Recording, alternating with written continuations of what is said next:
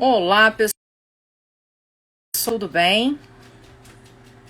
Deixa eu só ver, fixando aqui o nosso tema hoje. Tudo bem, Clara? Quanto tempo, hein? Que a gente não conversa. Olá, Raquel.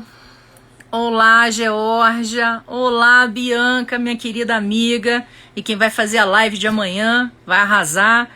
Olá, Carol, Michele, Marielbe, nossa convidada, tá chegando aqui já. Olá, Garcia, Vanessa, Ágata, sejam muito bem-vindas. Especial, professora Marielbe.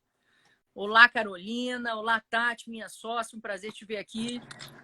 Olá, professora Marielbe, tudo bem? Tudo bem? Como é que você está? Parabéns aí pela iniciativa. Ô, professora, eu aqui quero agradecer. Para mim é uma honra estar numa live com você. Tá me escutando? Para mim é uma honra incrível estar numa Então, live assim, com você você. está Você, ouvindo para mim, bem? tô te ouvindo super bem. Você sempre foi, assim, para mim, um estímulo, uma pessoa que eu queria seguir o caminho. Então, assim, para mim é literalmente uma alegria estar numa live com você, que eu sou literalmente sua fã. Então, quero agradecer muito por você estar aqui com a gente. Obrigada. Está dividindo seu conhecimento com a gente. Aqui eu tenho vários alunos de BNMEC, temos uma amiga também muito especial, que é a Bianca Xavier, que está aqui com a gente, a Tatiana Jung, que é minha sócia também aqui no projeto Tributário em Jogo, está com a gente aqui também.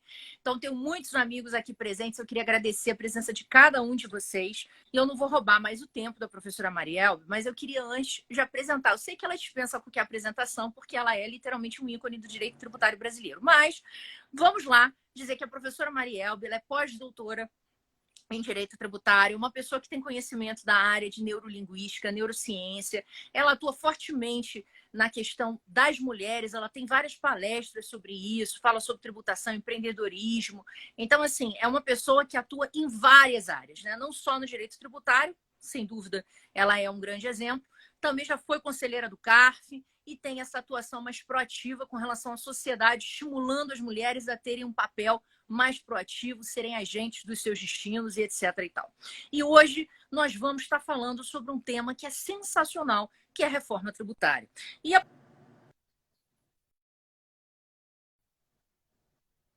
mulheres, pessoal. E o que eu acho mais interessante no introito é dizer o seguinte: a gente tem, se fala muito em PIC-TEX e tal, mas o que é a reforma hoje? A gente tem uma discussão muito profunda em relação à tributação sobre consumo, PEC 46 e, de certa forma, também a CBS, né? Que estaria aí.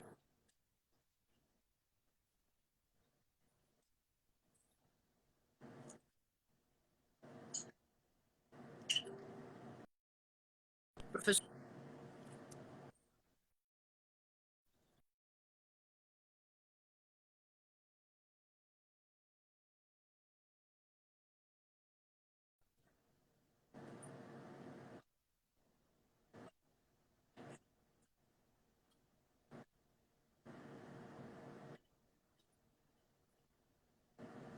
Micaela,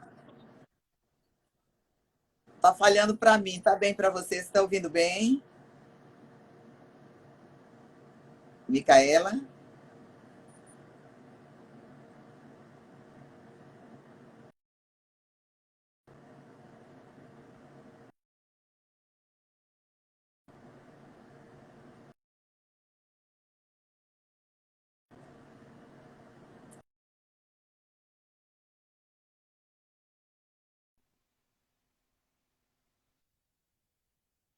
Tá ouvindo, Micaela? tô te ouvindo bem. Obrigada. Bom, gente, é uma alegria enorme, o prazer é meu, você realmente é um exemplo, né? Nos últimos anos você tem ocupado assim, um espaço muito grande na área tributária, conseguindo agregar pessoas, formadores de opinião, e é isso que a gente precisa, de mais mulheres participando, mulheres e homens, mas como homens já temos muito, mais mulheres que ousem se posicionar, aparecer, porque muitas vezes a mulher fala, por mim muito, ela não vai buscar o espaço dela, né? Então é importante que estejamos todas atentas em buscar o nosso espaço, nos posicionarmos, e você está de parabéns aí com o seu grupo por ter criado esse movimento. E hoje estamos todas de parabéns, iniciando o mês da mulher, não é? O mês de março, que foi designado como dedicado às mulheres, 8 de março, Dia da Mulher, e é importante exatamente para a gente chamar a atenção no mundo, na sociedade, e não ficarmos alheias, simplesmente aceitando, culpando governantes, culpando as eleições, etc. Não, a gente tem que ir lá fazer, lutar, brigar, mostrar como forma da gente contribuir para que a nossa sociedade melhore. Com relação à nossa carga tributária, é muito alta e todo mundo entra e quer fazer reforma tributária. É o chavão da vez sempre. Vamos fazer reforma tributária. Eu mesmo, desde 2003, já participei de 5 projetos.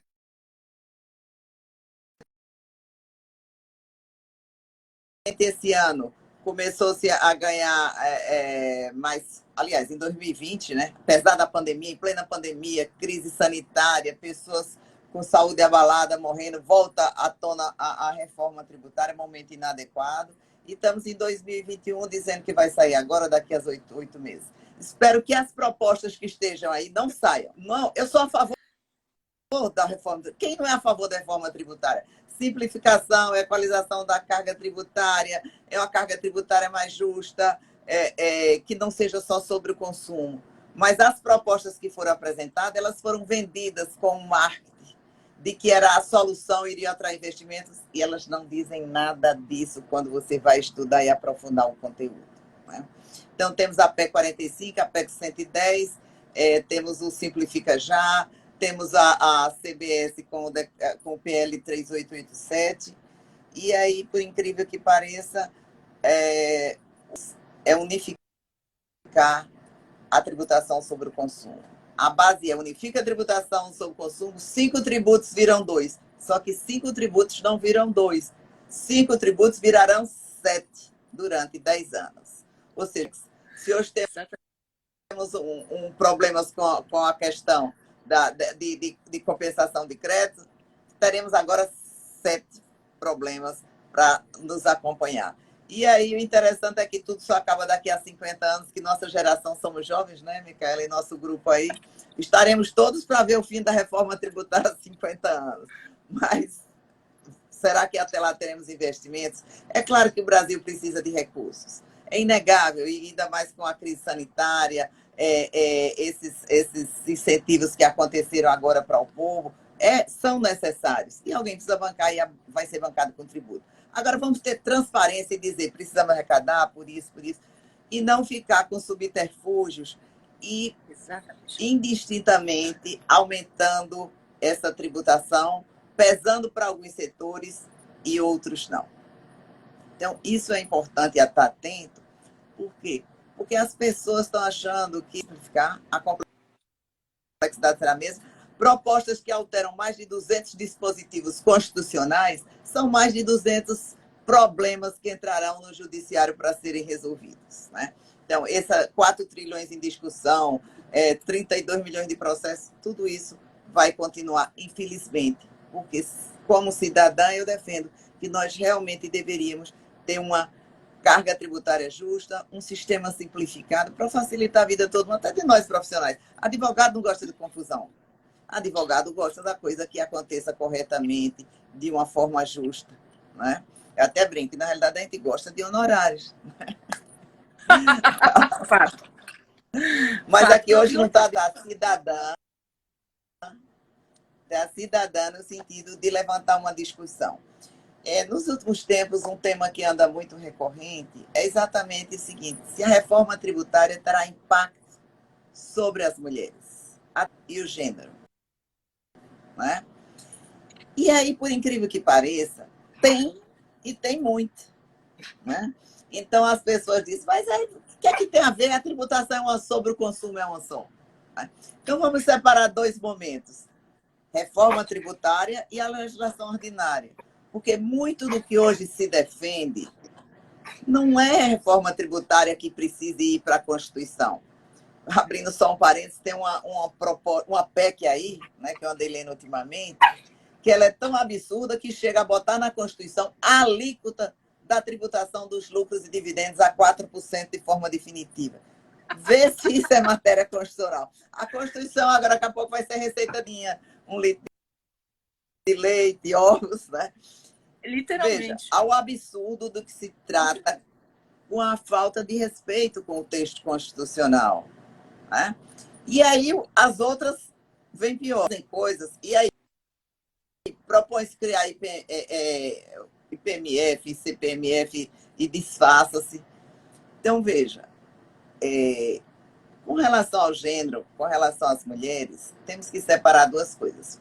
Propostas que dizem respeito à tributação em leis ordinárias, que não precisa de reforma constitucional, a qualquer momento pode haver modificações, basta um querer político, uma conscientização, e aí eu penso que nós mulheres precisamos sim estar alertas nesse sentido, tá? E a reforma constitucional. Aí você diz, olha, mas a reforma constitucional trabalha apenas no imposto sobre o consumo. Vamos ter uma alíquota única, né? Tanto vai fazer o barco de luxo, o avião, o pão e o leite, todos pagarão a mesma alíquota. Daí você já começa aqui, os produtos essenciais terão um problema sério. Né? Por quê? Porque uma tributação com alíquota única para uma aeronave de luxo e para o pão, você tem uma tremenda regressividade. Por quê? Porque proporcionalmente esse imposto pesará mais sobre os produtos essenciais, que são que a população de mais baixa condição consome. Mas em nenhuma proposta tem nada que agrida as mulheres diretamente. Aí onde é que mora a questão. Por quê? Unifica IPI, ICMS, ISS, PIS, COFINS, todo mundo paga, homens, mulheres, crianças, né? Gênero, raça, cor, ideologia, time de futebol, todo mundo paga. Acontece o seguinte, que indiretamente as mulheres serão profundamente afetadas, não se estão dando conta. Veja só, todas as propostas, elas trabalham com micro, pequena empresa. Tá? Então, ela diz, não extingue a micro, pequena empresa, mas a questão mora no mas, né? Mas quem adquirir produtos da micro, pequena empresa não terá direito a crédito. Ora, todas as micro e pequenas empresas serão altamente afetadas. O sistema vai acabar indiretamente. Por quê? Porque entre comprar de uma empresa média, grande, etc., entre comprar de uma micro e pequena empresa que não dê crédito e uma que dê crédito, ele vai preferir a que dê crédito, porque senão ele quem vai pagar o imposto da outra. Né? Então, essa é a primeira questão a ser observada. E o que é que isso tem a ver com mulheres? Tudo.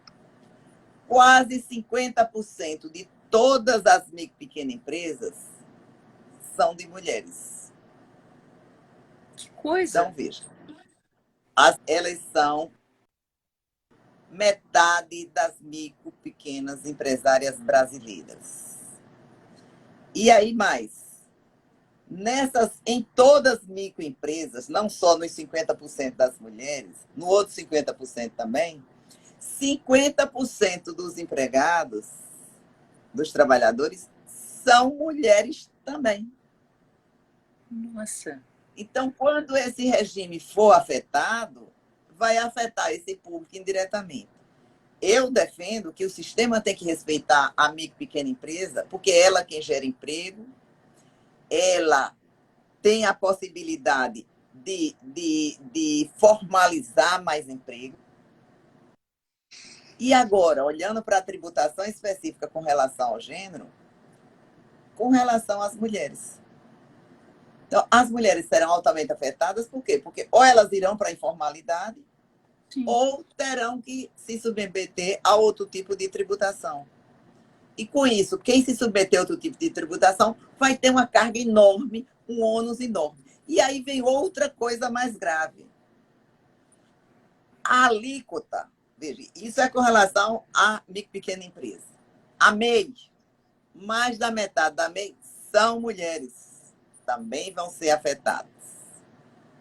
Você vê como isso tem um cunho que vai afetar. Não, mas ninguém está fazendo preconceito. Não, a sistemática que vai terminar influenciando, impactando as mulheres.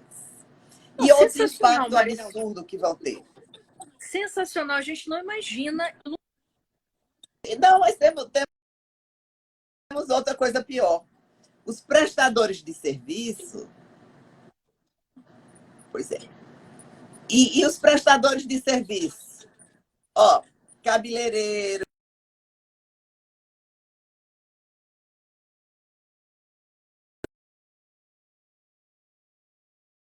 de serviço, os prestadores de serviço, em geral, terão um aumento de 300% a 600% de carga tributária. E onde é que estão esses trabalhadores prestadores de serviço? Mais de 50% em mulheres. Então, quando você aumentar... E aí o impacto não vai ser só para a mulher.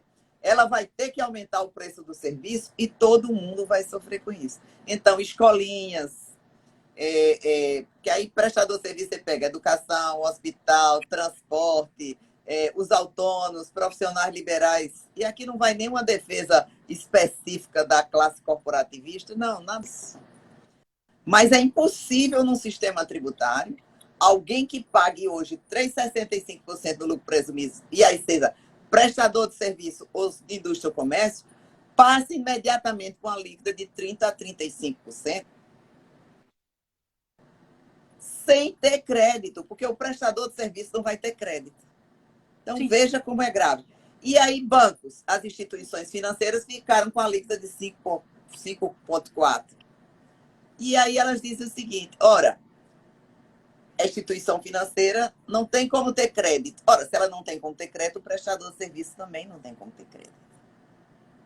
Então, é grave. E aí, mais uma vez, como prestador de serviço, o grande contingente, praticamente a metade, é de mulheres, mais uma vez as mulheres vão sofrer com a carga tributária. Então, isso é interessante para se refletir até onde esse impacto vai ter influência no mercado. Não, muito interessante.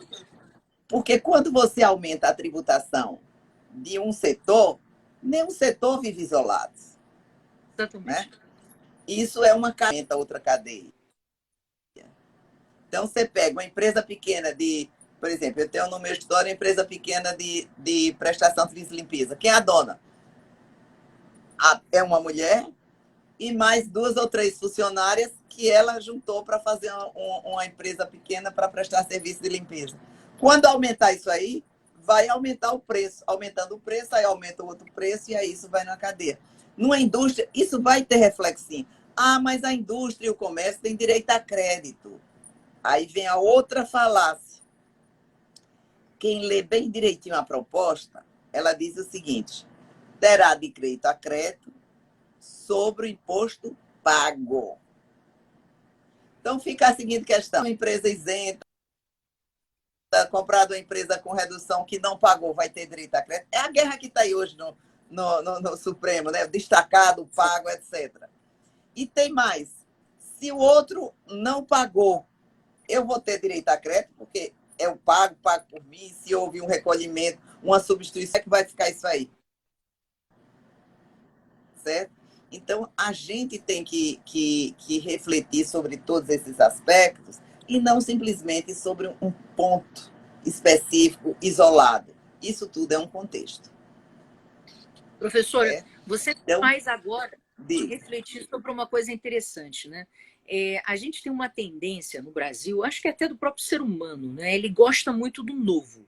Então, ele quer inovar completamente para dizer que ele está fazendo alguma coisa super relevante. E, assim, a impressão que eu tinha dessa proposta de reforma tributária era essa. Até porque você propôs 50 anos de adaptação.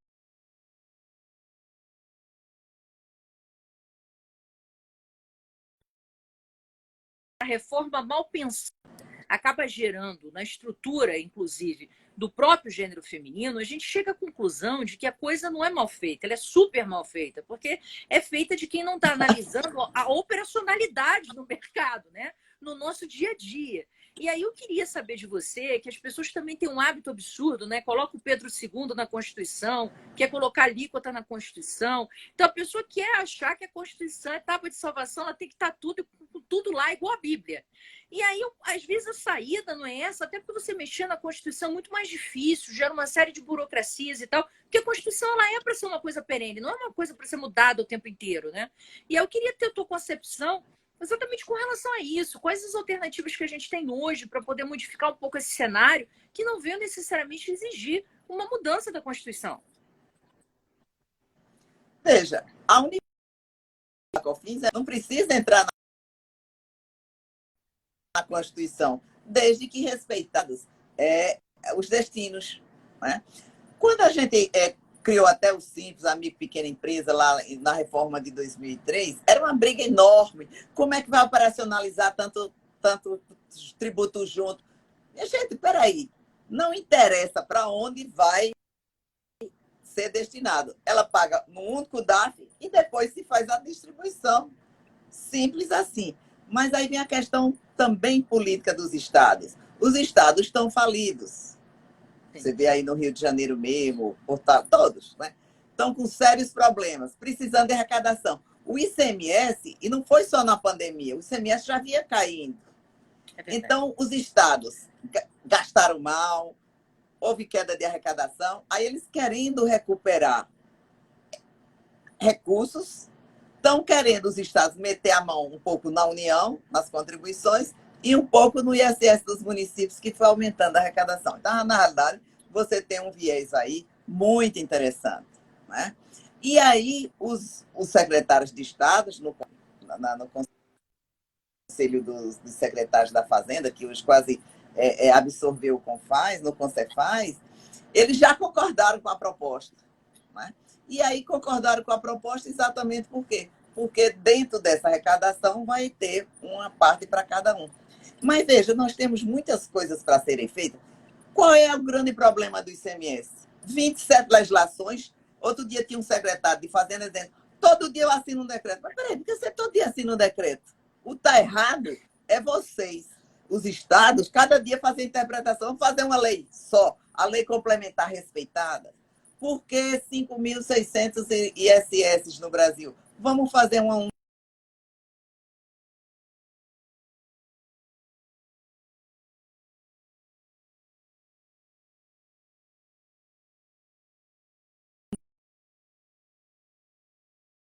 conceito do imposto sobre a renda. Depois botaram o conceito do IPI e foram tirando créditos. E aí deu essa confusão. E você olhar as questões, quem discute que a alíquota do lucro presumido é 3,65? Ninguém. Todo mundo tem receita, aplica 3,65, vai lá. Onde é que tem um problema? Sumo,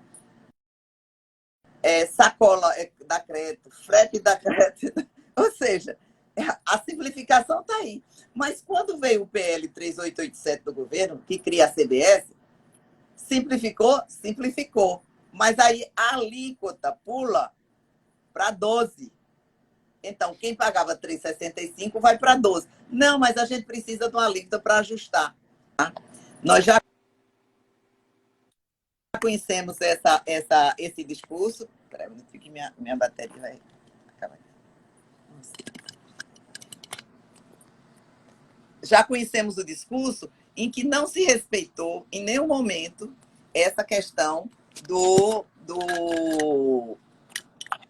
da compensação de créditos. Desculpe, gente, aqui de repente deu um sinal aqui que a bateria, pronto, voltou. Da compensação de crédito, que você tem o quê? Milhares e milhares de processos no Brasil, exatamente por conta dessa confusão criada. Então, veja só, podemos simplificar. Vamos começar simplificando. A minha sugestão é a seguinte: vamos começar simplificando. Ou seja, uniformiza a legislação. Não são 10 anos? Então vamos pegar 10 anos para aprimorar o que a gente tem e depois colocar. E aí você colocou muito bem. A novidade. Ah, porque na Europa é o IVA é moderno.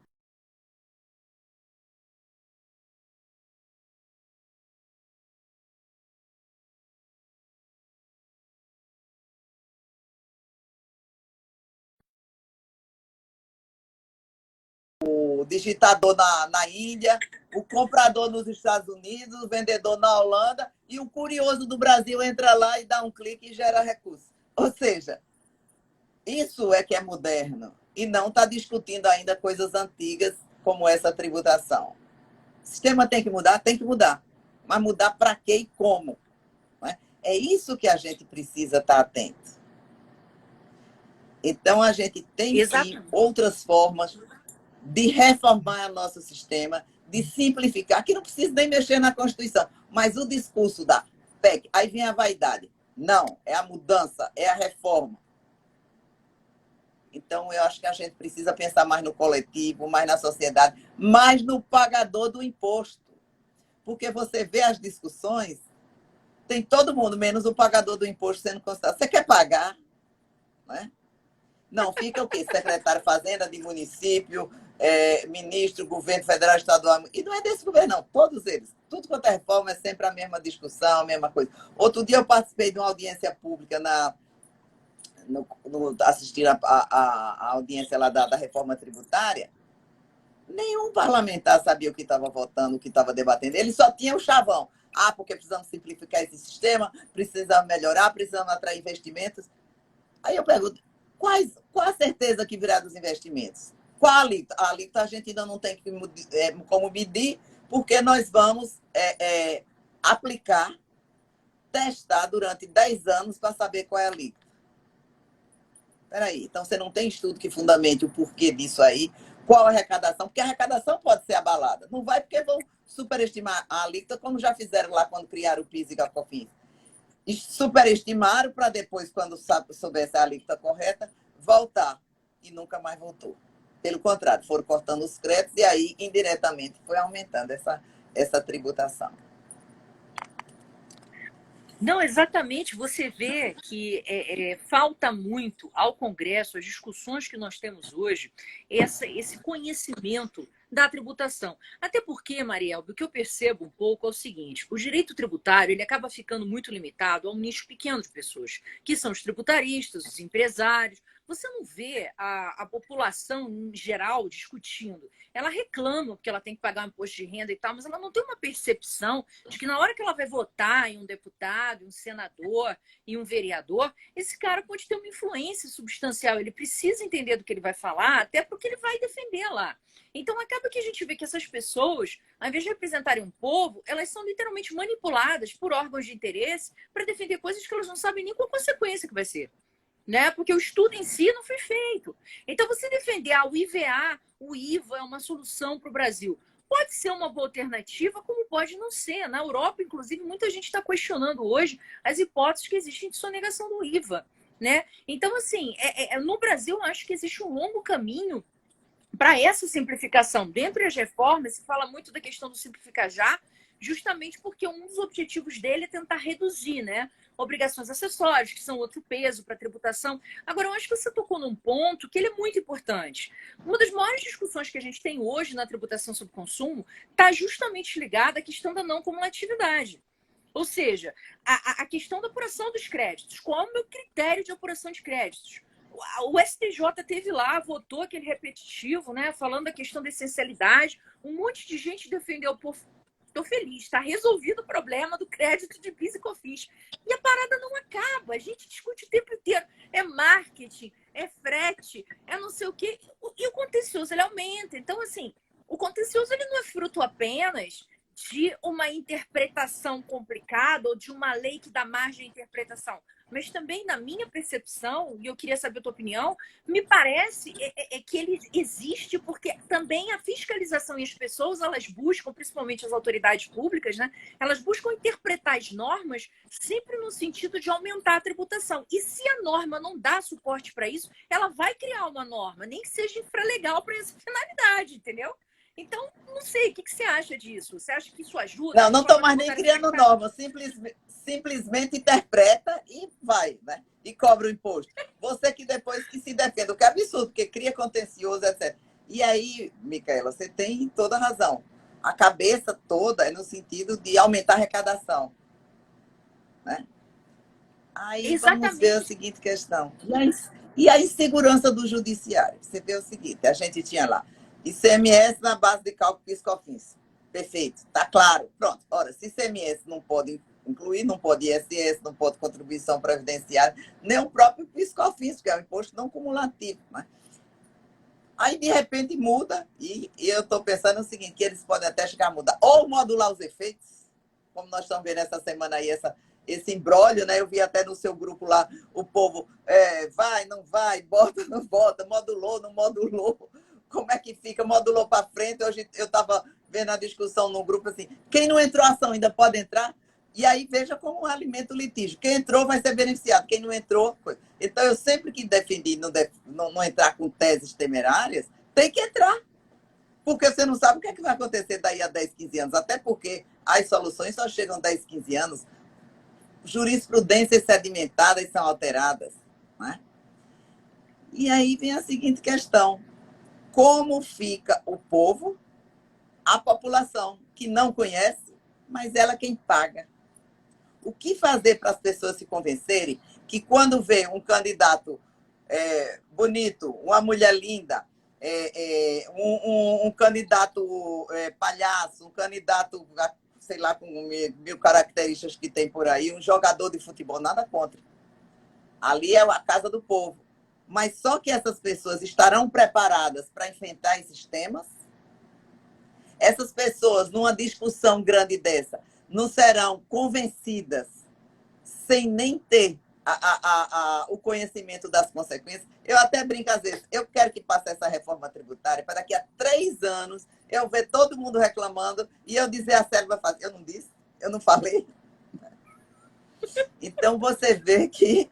Mas isso é um absurdo, isso é uma insegurança, a nossa economia não aguenta. A gente tem que ter o senso de cidadania, o senso de coletividade, de tentar achar a saída melhor para a tributação e não para determinado setor, determinada coisa. Por exemplo, incentivos fiscais. Eu sou a favor de incentivos fiscais. Como determinadas indústrias vão abrir em Manaus, aqui no Nordeste, se não tiver algo para atrair, vão ficar todas concentradas, como sempre estiveram, numa determinada região do sul-sudeste. E aí depois diz, não, porque o norte e o nordeste é pobre. Agora tem uma população imensa, e essa população é Brasil. Como é que vai sobreviver? Porque deu emprego e o recurso para eles. Então, é tudo Brasil, não tem Brasil mais, nem menos, nem isso. É um Brasil só, é grande e é. Precisamos achar soluções. Né? E aí, voltando à questão do impacto da mulher, uma coisa muito interessante, que aí sim a reforma vai impactar indiretamente, é produtos essenciais. Eu não falo nem na questão de maquiagem, aquilo tudinho, não. Falando absorvente higiênico, que é a grande coisa. Veja, hoje a tributação do absorvente higiênico é 20%, 30%. Isso é um produto essencialíssimo, devia ser objeto de cesta básica. Né? Sim. E aí você vê o quê? Você vê que bastava uma lei ordinária para dizer isso. E não se muda. A reforma está acabando com a cesta básica. Ou seja, caviar, salmão, lagosta vai pagar a mesma alíquota do pão. E aí vai ser dado a bolsa tributo para as pessoas mais pobres. Que pessoas serão essas? Aquelas que estão na fila da Caixa Econômica, no sol quente, para receber auxílio emergencial. Todo mundo se contaminando lá. Né? Não pode aglomerar, mas bota para receber o incentivo. Então, é isso que nós queremos botar os brasileiros nessas filas, para receber de volta esse bolsa tributo. Então, tem que se pensar um pouco mais, se refletir. Já que esperamos tantos anos pela reforma, por que não esperar um pouco mais para termos uma reforma mais adequada que atenda? Essa questão da cesta básica, eu acho que realmente temos que ter produtos essenciais. Feijão, arroz, aqui no Nordeste, farinha, etc., que são isentos. Essa bolsa não vai solucionar. E aí, sim, ter algo que proíba, o produto não é essencial. Porque, por exemplo, tem cesta básica que inclui salmão, tá? E inclui feijão como produto essencial. Bacalhau, que é um gênero é super gostoso, eu adoro. Mas não é um gênero essencial, é um produto caro. Então, isso não é não é um produto essencial. Temos que ter, sim, uma cesta básica de produtos básicos. E aí, sim, ter algo na Constituição proibindo o seguinte: haverá cesta básica, mas limitada realmente a produtos básicos. Ou nem precisaria estar lá na lei complementar que vai sair, porque vamos ter a reforma e depois uma lei complementar regulamentando. Depois vamos ter o comitê gestor desse novo tributo aí, né, quem vai dizer, mandar e desmandar com toda a autoridade, aquilo que você falou das normas infralegais, das interpretações, etc. Né? E, claro, começa tudo bonitinho, depois vão distorcendo para atender o quê? O desejo de arrecadar cada vez mais. Mas, antes disso tudo, por que a gente precisa arrecadar cada vez mais? Vamos tirar esse período de pandemia, que é um período excepcional. Porque nós precisaríamos de reforma fiscal, distribuição orçamentária, de por que cada ente ganha X, como é que ele ganha. Reforma administrativa, você vê que a reforma administrativa que aconteceu, ela foi muito tímida. Reforma do Estado, fim de privilégios. E aí nós vamos conseguindo montar o verdadeiro Estado. Quando tivermos esse verdadeiro Estado, aí nós vamos procurar saber quanto precisamos pagar para ter esse Estado. E aí a população vai sim pagar esse imposto, sabendo o que é que imposto acontece. E aí tem alguns que dizem, mas o IVA é bom porque você vem na nota, você sabe quanto está pagando. Será que a gente precisa fazer um sistema mais complexo e mais caro para ver o imposto na nota? Pelo amor de Deus. Bota uma lei aí, todo imposto pago, some e coloque. Tanto é que ninguém até hoje teve coragem de assumir qual seria a alíquota desse novo imposto. Uns começaram com 25. Ninguém tem coragem. Meu medo ainda é aprovar e nunca aprovar essa lei complementar, porque depois vai ter tanto debate. Mas realmente eu espero que não sejam aprovados esses projetos que estão aí. Que haja mais uma discussão sedimentada, que fique tudo muito claro. Veja, estão se colocando conceitos dentro da Constituição. Imposto sobre a operação de bens e serviços. Aí ele diz, aluguel é bem e serviço, né? Aí já começa. Né? Uma transação virtual é bem e serviço. Né? Uma operação que você faz, aquela que eu falei, triangular, entre China, Índia, Brasil e Estados Unidos, que só rodou no computador, não tinha dinheiro em canto nenhum, é bem e serviço, vai ficar de fora, como é que vai ser alcançada. Então, eu acho que é hora da gente avançar um pouco mais e já não andar para trás, para o retrovisor.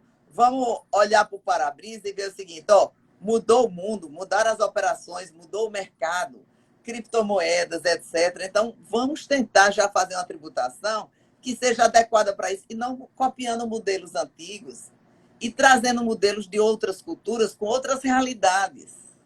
O IVA é muito bom para lá, o IVA é muito bom para os Estados Unidos. E para a gente, o que será bom? Pode ser um misto dos dois, pode ser um terceiro, pode ser um quarto, pode ser qualquer outra coisa. Agora, veja, o que nós precisamos é de recursos e precisamos de recursos destinados. Então, precisamos rever o nosso orçamento para ver quanto vai para cada coisa e ter uma fiscalização de se o que foi está sendo aplicado. Né? E tem muita coisa que você vê, por exemplo, aí voltando só um pouquinho para a questão da mulher. Né? Você vê, tem a separação, geralmente, a mãe, e eu defendo absolutamente que a mãe quem tem que ficar com os filhos, né? Eu sou mãezona, né? Já sou até vó de uma netinha linda. Então, ela tem que ter os filhos por conta ela albergou, ela tem toda uma filosofia. O pai tem que estar presente também, claro, tem que participar, não pode se isolar, etc. Mas qual é a nossa realidade hoje no Brasil? Separa-se, o pai paga a pensão, a mãe recebe a pensão, e é tributada na pensão. E o pai deduz isso como despesa. Então, ele é beneficiado com essa tributação. Mas isso basta lei, não precisa reforma, não precisa haver Constituição. E muitas, e aí eu convoco todo mundo que está aí, vamos esclarecer. Porque quando ela recebe a pensão, ela não recebe para ela, recebe para os filhos. Aí junta tudo, vai lá para uma alíquota grande, aquela pensão que era 1.000, vira 800. 730. Então, não é uma pensão. Ou o marido bota lá que o imposto ele arca, Ou uma outra opção, ela dividir para os filhos aquela pensão e cada um virar declarante. Porque aí, isoladamente, cada um poderá pagar menos. Mas é um tratamento distorcido. Né? E mulheres hoje estão pagando pensão. Né? Mas, na maioria dos casos, essa pensão, quem paga geralmente é o homem, paga para os filhos que estão sendo educados, etc. Paga escola. Tem gente que paga a escola e ainda paga por fora, porque ainda tem a despesa de escola que pode ser maior do que a pensão. Né? Então, tem vários planejamentos legais, de acordo com a lei, mas que vem sempre beneficiar o homem. Tá? E se o homem receber pensão? Pronto, vamos igualar quem recebe pensão do mesmo jeito. Quem recebe pensão, homem ou mulher, seja lá o que for, vai ter direito à isenção sobre esse valor recebido, até um limite, alguma coisa tem que ser feita. Por quê? Porque as pensões geralmente são pequenas, a mulher tem um rendimentozinho pequeno, quando junta com esse rendimento, vai para a alíquota de 27%, ou seja, a pensão, na realidade, que é recebida, ela não atende à finalidade dela, que era dar o sustento dos filhos. Até porque nós não temos escolas boas do sistema público, aí vem plano de saúde e outras coisas que estão faltando, que a gente viu agora tão importantes na pandemia, né? A questão da saúde pública, a questão da educação, você via que as escolas particulares, que os filhos tinham computador, iPad, iPod, essas coisas tudinho, tiveram uma realidade. E aqueles outros que nem Wi-Fi tinha, né? Não puderam se qualificar da mesma maneira. Né? Então, você vê que eu mesmo tive uma batalha com a questão do Enem, por quê? Porque o Enem adiou a prova um ano. E muita gente, na época, não pôde se inscrever e não pôde se matricular porque não tinha dinheiro. Porque pegou a pandemia na época do pagamento, adiamos o pagamento, mas ele ficou sem dinheiro. Por que não adiar esse pagamento também? Eu cheguei a pensar em entrar até com uma ação pelo Grupo Mulheres do Brasil para dizer o seguinte, peraí, minha gente, mudou tudo, tem que mudar as regras também, no sentido de atingir o objetivo do nosso Estado, de beneficiar a sociedade. A gente não pode ficar ali com isso. Né? Então, realmente, a mulher ela tem muitos impactos que a gente precisa refletir. Né? Se numa sociedade que metade é de mulheres, por que elas têm uma distorção nessa tributação? E aí poderia citar milhares de casos. Mas veja, uma coisa é reforma, como eu falei, e outra coisa é a legislação ordinária, que é muito mais fácil de mudar. Sim, uma é medida verdade. provisória. A gente tem que pensar um pouco também, Faz né, medida Mariel? provisória para tudo. Sim, exatamente. Eu acho que a gente tem que pensar um pouco nessas distorções do sistema e tentar corrigir minimamente. Por exemplo, uma questão até que foi ventilada demais nesse período de pandemia foi a criação do IGF. Você não precisa criar IGF se você tem um bom imposto de renda. O problema é que a legislação do imposto de renda é pífia. Você tem uma progressividade que não existe. A maior alíquota incide a partir de 4.500, ou seja, a criatura com 4.500 é considerada o quê? Rica? Para pagar 27,5? Camarada que paga 27,5 acima de 4.500 é o mesmo que paga 27,5 acima de 100 mil. Então, assim, é um pouco maluco isso, sem falar também da seguinte questão, o próprio conceito de dependente, né? Você estava falando de mulher aí, eu estava me tocando em uma coisa. As mulheres, elas muitas vezes sustentam outros agregados da família que você não consegue classificar como dependente propriamente, né? Dentro da legislação do imposto de renda. Porque a mulher, ela tem essa conotação, ela é mãezona, né? Ela sai pegando todo mundo. Então, você imagina, ela não tem como deduzir essas despesas que ela faz. Isso é meio absurdo, né? Porque você impõe sobre ela um ônus que não existe, que não deveria existir, num sistema onde você respeite a capacidade contributiva minimamente. Pois é. A questão, por exemplo, da fralda, né? Fraldas geriátricas. Aí você colocou um ponto interessante. A mulher vai e pega o pai mais idoso, a mãe, a tia, e vai juntando todo mundo sobre seu teto, né? Sobre os seus braços, as suas asas, né? E aí o que é que acontece? Ela não vai poder deduzir nada disso. E o dinheiro é o mesmo. Né? Então, a gente precisa refletir na questão do contexto social. Qual é a nossa realidade? É muito bom dizer, tem algumas pessoas que dizem assim, porque as mulheres são feministas, não sei o que mais lá, não sofre preconceito. A realidade é outra. É outra. É bem interessante que Há uns 20 dias, mais ou menos, eu estava tratando do assunto com uma grande empresa, né? E tratei do assunto, e teve uma outra reunião, aí mandei um sócio homem e antes, né? Aí o sócio antes foi, eu cheguei depois. Daí por diante, o cara nem olhava para mim, só olhava para meu sócio e dirigia para ele. E eu achando super interessante. Aí eu disse, vai, veja só. Isso são preconceitos, mas isso eu levo com leveza, tá? Não levo com revolta, nem nada, não. É a nossa cultura. Isso a gente ainda vai passar um tempo bastante grande para isso. Mas nós, tributaristas, é o momento da gente agora falar. Não podemos deixar essa reforma tributária sair de um jeito que traga um impacto que pode afetar profundamente o mercado de trabalho feminino e o mercado de empresas femininas também. Empresas prestadoras de serviços. Né? Imagine, você falou nessa mãe que acolhe tio, vó, não sei o que vai lá, a cesta básica, ela só vai ter direito a um auxílio tributo. No entanto, todo mundo vai comer daquela rendinha dela. Né? E aí você vê, ela vai pagar um mínimo de IPTU, tem lugares que não é isento, de água, que tem ICMS, PIS/COFINS dentro da água, o telefone. Né? Então, o nosso sistema tributário não temos um dado isolado, é um contexto. E é esse contexto que tem que ser feito. Estamos no Brasil, com um monte de brasileiros e brasileiras, né? Temos a nossa economia e o que fazemos para melhorar e não para piorar. E o que eu vejo dessas propostas de reforma são pioras. Veja, eu não consigo ver, pode ser até limitação minha. Pode ser limitação minha. Não consigo enxergar que um sistema hoje que é complexo, com 5 tributos, ficará mais simples com 7 durante 10 anos. E aí teremos 10 anos com 3 eleições no meio, né? Cada eleição, cada um querendo fazer a sua reforma tributária. Sabe o que é que eu vislumbro daqui a 10 anos? 7 tributos mais outro. Entendeu? Porque a arrecadação... O que acontece é o seguinte, arranja nova arrecadação, aí o gasto sobe, né? Aí vamos precisar de nova arrecadação. Nova arrecadação, nova arrecadação. E aí isso não tem fim. E agora a gente vê uma coisa absurda, né?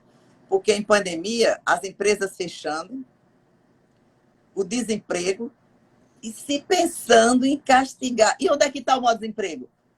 Empresas de turismo, restaurantes, bares, etc., fechando.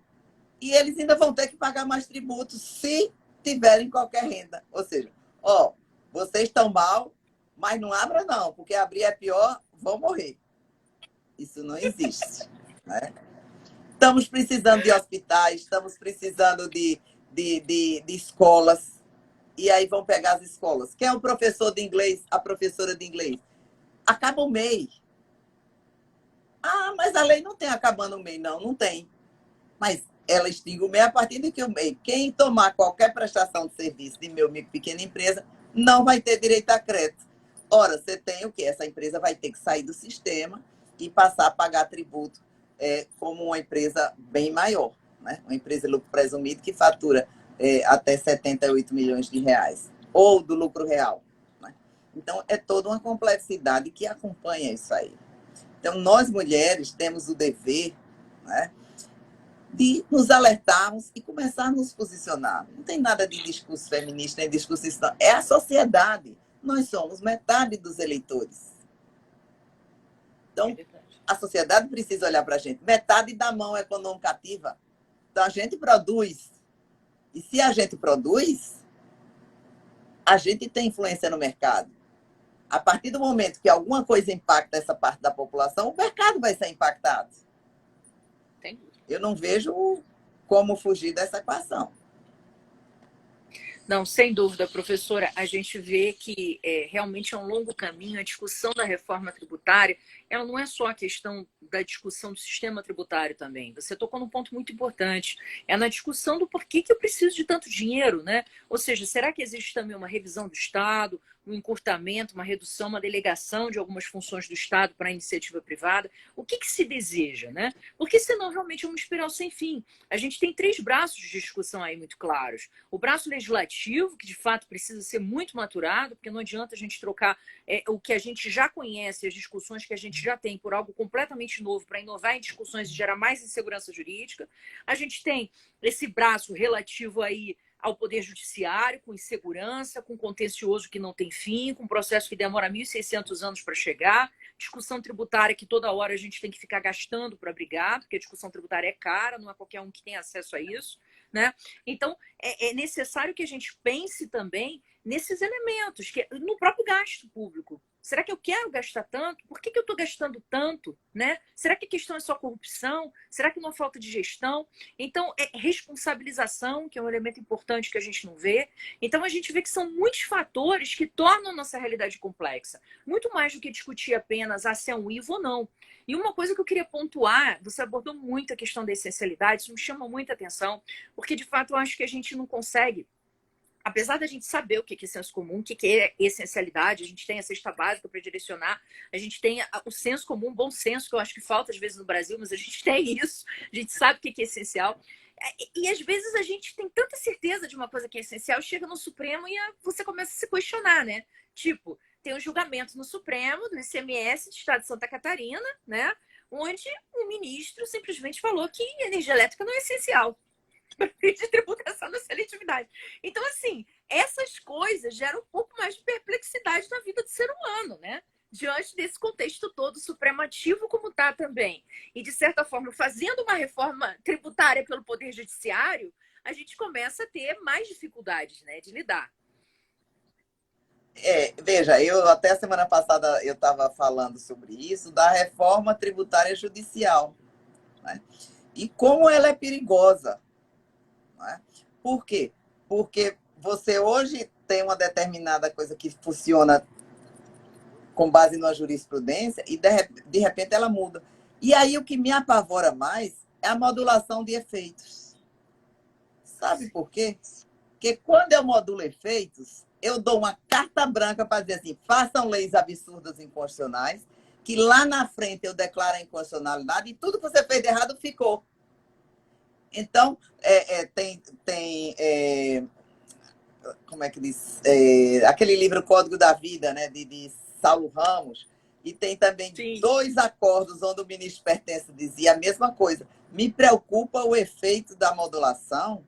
Por quê? Porque isso aí significa você convalidar durante um bom período, fazer leis inconstitucionais. Então, vale a pena desrespeitar o sistema e fazer a lei inconstitucional. Saulo Ramos até dizia que quando chegavam para ele, e ele dizia, essa lei é inconstitucional, não tem problema não.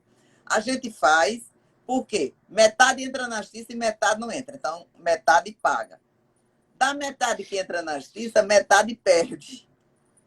Se os jornais não disserem, acabou-se, ninguém nem entra com isso aí. E até lá, a gente arrecadou. E se tiver que pagar, fica para o outro governo, que aí já nós já estamos lá. Entendeu? Isso está lá, que o Saulo Ramos dizia. Né? Então, essa coisa da modulação dos efeitos, eu acho super importante. Você vê, na palestra que eu estava dando semana passada, eu fiz um levantamento. Os julgamentos virtuais estão excelentes, rápidos, maravilhosos, tudo contra o contribuinte. Não tem discussões profundas, né? Não tem... será que, de repente, tudo que foi feito inconstitucional ficou constitucional? Ou é a interpretação? Então, a gente precisa também refletir sobre essa questão desse ativismo, dessa reforma.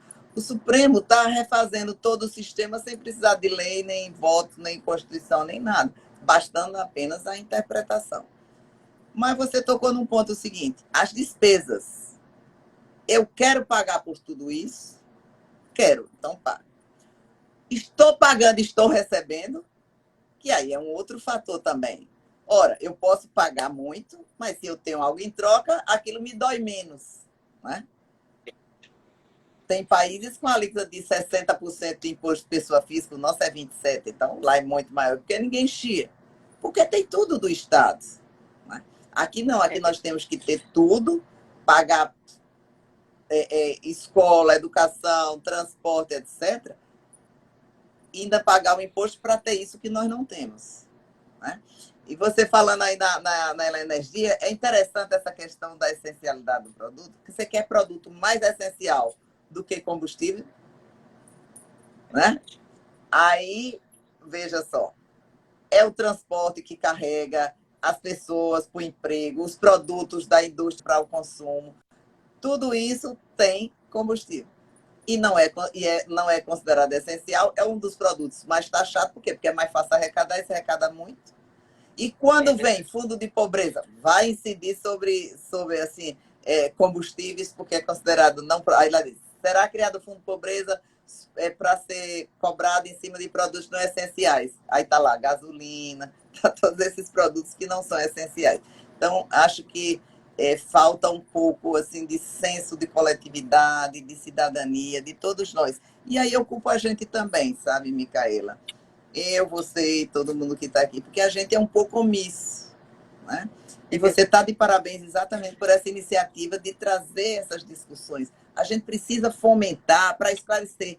Outro dia tem um jornal, uma jornalista até veio me entrevistar. Doutora, eu queria que falasse da reforma tributária, é muito boa. Eu disse, como é muito boa? Você leu? Aí comecei a dizer, ela ficou horrorizada. Mas não é possível. Eu disse, pois é, não está vendo a informação adequada do conteúdo dela. E a senhora é contra? Não, não sou contra, eu sou a favor da reforma tributária, não das propostas do jeito que estão aí. Vamos melhorar. Né? Eu digo que a menos ruinzinha é a da Simplifica Já, porque ela está querendo uma coisa simples. Nota eletrônica. Porque a gente. Vê, você pega um cartão do banco, tira o dinheiro, está viajando lá na China, bate o cartão, o dinheiro chega aqui no mesmo minuto, e no mesmo minuto chega lá um SMS. Não, você tirou dinheiro aqui. Nota eletrônica. Por que não tem uma nota só para o Brasil todo? Ah, porque não tem recursos para desenvolver o sistema. E aí a população paga por isso? Cadastros. Por que não tem um cadastro? Veja, em 2003, a gente quis criar um cadastro único, botou lá na Constituição. Até hoje, você tem milhares de cadastros. Tudo isso é burocracia que atrasa, emperra. Impede que você abra negócios novos, que você desenvolva regularmente suas funções. Agora mesmo tem um cliente registrando uma empresa na junta comercial, aí a gente precisa saber quantos metros tem um imóvel que vai funcionar. O que é que isso interessa? Está lá parada e a junta teve um problema de hack no sistema, não consegue se informar quantos metros tem um imóvel. Aí passei o imóvel por e-mail. Não, mas aí quer ver o registro do imóvel. O que é que isso tem a ver uma coisa com a outra? Libera a empresa, depois vai lá e vê se não tiver condição, fecha a multa, etc. Né? Mas aqui não. Impede-se o fluir do negócio, o fluxo normal, para somente depois é que funcionar. Dá licença para todo mundo, dá alvará, e depois tem uma fiscalização eficiente. Se não funcionar, aí vai haver uma penalidade, uma responsabilização do sócio. A gente precisa começar a confiar no cidadão, que nem todo ele é um sonegador, nem todo ele quer ludibriar, nada. Vamos criar a presunção do bom contribuinte e punir os maus contribuintes, os fraudadores, os desonestos, os que realmente sonegam. Quem não está pagando tributo é sonegador? Não está pagando agora porque não pode, a empresa fechou. Né? Então a empresa Separar fechou, houve o desemprego. Tem que haver essa distinção. É verdade. E não ser generalizado. Professora, a nossa live já está para cair. Eu queria agradecer demais a tua atenção, a tua exposição. É sempre uma aula e uma oportunidade maravilhosa ouvir um pouco do que você tem a ensinar. Então, eu gostaria de te agradecer e dar a palavra para você se despedir para o pessoal que está assistindo, já avisando que essa live está gravada. Eu que agradeço demais a você, parabenizo novamente pelo movimento, e é um privilégio estar aqui com você nesse grupo, e agradecer esse público, 10 horas da noite já, né? Está aí ouvindo sobre matéria tributária. Eu ando escrevendo muito sobre felicidade, e realmente uma das coisas que a gente não deve fazer é ficar discutindo problemas às 10 horas da noite. Já é hora de você relaxar, lhe ajuda a ser mais feliz, viu? Então, vamos terminar isso aqui dizendo o seguinte, que a gente, como cidadão, tem que ter esperança, a gente tem que participar, não pode se omitir, tem que nós, formadores de opiniões, temos que procurar esclarecer a sociedade, a mídia, os parlamentares, para que exatamente a gente possa ter um sistema tributário justo, adequado, mais simples. Eu não quero nem carga tributária, não quero nada. Eu só quero mais simples para não complicar tanto a vida do cidadão e não gerar um custo extra sobre isso aí. Mas nós, mulheres, também temos que refletirmos mais sobre o que nos afeta, o que nos impacta, e tentar também tomar uma posição sobre isso. É um movimento hoje que já está no mundo todo, exatamente de se discutir se, mesmo que diretamente não haja um impacto, se esses impactos que tem sobre as mulheres, mesmo que indiretamente, não termina afetando não só as mulheres, como a própria economia. Como eu mostrei no caso da micropequena empresa, do MEI, das prestadoras de serviço, no caso da cesta básica. Olha, Micaela, uma alegria rever você, apesar de longe. Abraço, abraço a todos.